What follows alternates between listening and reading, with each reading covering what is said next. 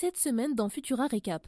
Le point sur les prévisions météo en Europe, un alignement planétaire spectaculaire, un lien entre tatouage et lymphome, le plus grand prédateur du règne animal et une découverte mystérieuse au pied des pyramides.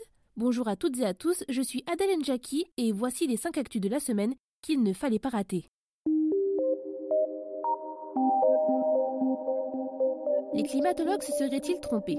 Depuis des années, les scientifiques nous martèlent le même discours sur les conséquences du réchauffement climatique. Alors que la sécheresse est censée gagner de plus en plus de terrain, ce qui devrait provoquer une crise de l'eau sans précédent, on constate toutefois de fortes intempéries en Europe cette année.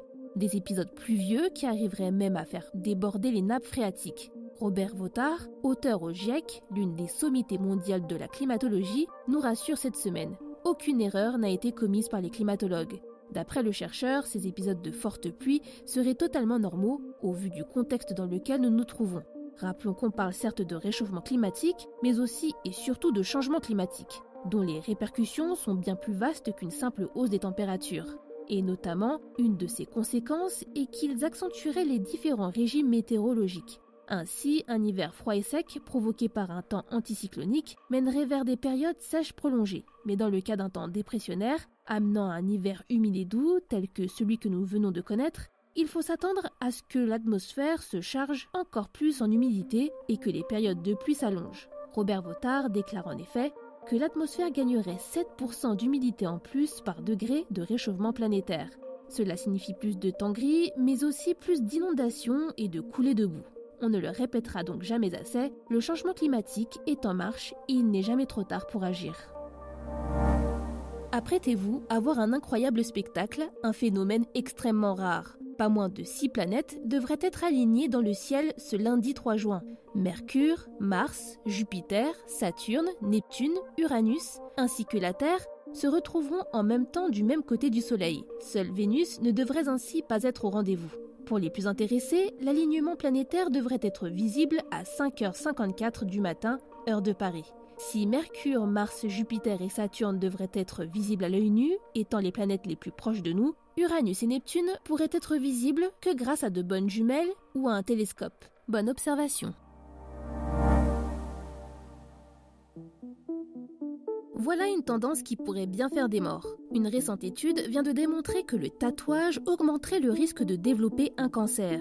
En effet, des chercheurs suédois ont établi un lien entre les encres utilisées et l'apparition de lymphome, une maladie relativement rare. Ils notent au passage que la taille du tatouage n'aurait pas vraiment d'importance. Cette observation est assez inquiétante lorsque l'on sait que rien qu'en France, plus de 13 millions de personnes se seraient fait tatouer. Pour en arriver à cette conclusion, l'équipe de scientifiques a interrogé un échantillon de plus de 5000 individus, dont 1398 ont été diagnostiqués avec un lymphome et les 4193 restants formaient un groupe témoin. Si le groupe lymphome comptait seulement 3% de tatoués en plus que le groupe témoin, les résultats révèlent toutefois que le tatouage serait bel et bien un facteur de risque. Après avoir pris en compte d'autres variables, comme le tabagisme et l'âge, les chercheurs ont constaté que le risque de développer un lymphome était 21% plus élevé chez les personnes tatouées. Alors, même si d'autres recherches devront être réalisées pour confirmer cette première étude, pensez-y à 2 fois avant d'aller vous faire ancrer.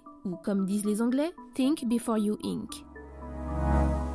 J'ai le regret de vous le dire, l'être humain n'a pas bonne réputation chez les autres animaux. D'après une nouvelle étude scientifique, certaines bêtes auraient plus peur de nous que d'autres grands prédateurs. C'est ce qu'aurait observé une équipe de chercheurs qui ont comparé la réaction de marsupiaux natifs d'Australie et de céraxis à la présence d'humains par rapport à d'autres prédateurs. Pour mener leur enquête, les scientifiques ont enregistré leur réaction à des enregistrements sonores comportant des sons humains, de chiens, de diables de Tasmanie, de loups et de non-prédateurs comme les moutons.